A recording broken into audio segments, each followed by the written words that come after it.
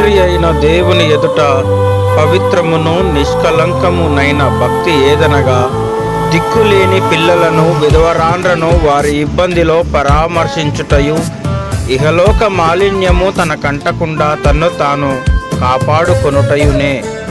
యాకోబు పత్రిక 1వ అధ్యాయం 27వ వచనం.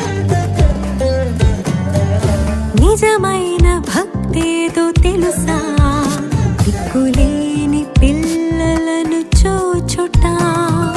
నిజమైన భక్తేదో తెలుసా, దిక్కులేని పిల్లలను చూచుట. ఇహలోక మాలిన్యమే ఉండగా బ్రతకాలి ప్రతిదినము భయభక్తితోనే. ఆ యేసు బ్రతికాడు భయభక్తితో, అంగీకరించాడు ఆ పరమ తండ్రి. ఇది కోరుకున్నాడు దేవుడు, దాన ధర్మాలిస్తే భక్తుడు.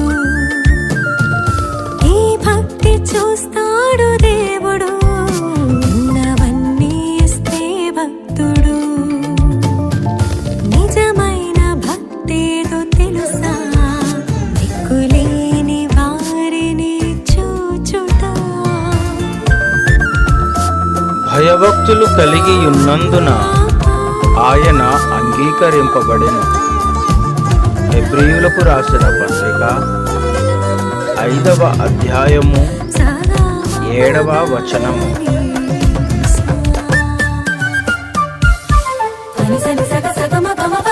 ఈమె తన లేమిలో తనకు కలిగినదంతయు అనగా తన జీవనమంతయు వేషనని చెప్పెను. మార్కు సువార్త 12వ అధ్యాయము 44వ వచనము. కొర్నేలి బహుధర్మమిచ్చాడని తననే గుర్తించాడు ఆ దేవుడు. తబితా వస్త్రములే కొట్టిచ్చిందని తననే బ్రతికించాడు ఆ దేవుడు. దేవుని సన్నిధికే చేరిపోయాయి అర్పణలు,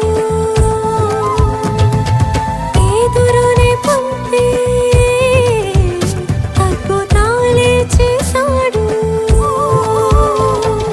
తమ ధర్మ కార్యాల వలనే భక్తులుగా భూమిపై నిలిచారు.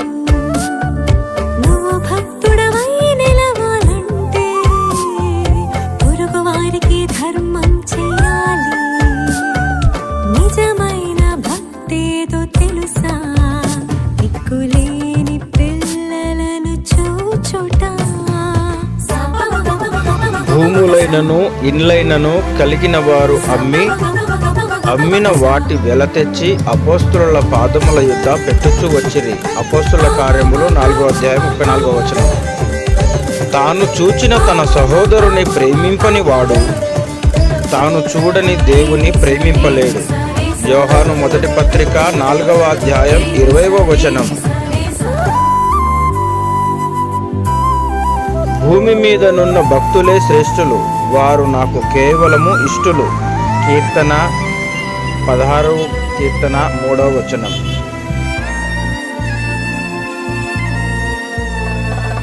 కనిపించే మనిషిని ప్రేమించాలని అదే భక్తన్నాడు ఆ దేవుడు. పెదవులతో దేవుని స్తుతించుటే భక్తే కాదన్నాడు ఆ దేవుడు. విధవరాండ్రని చూసి కనికరించాలి నీవు, అనాథలని పిలిచి ఆదుకోవాలి నీవు. నీ ధర్మ కార్యాల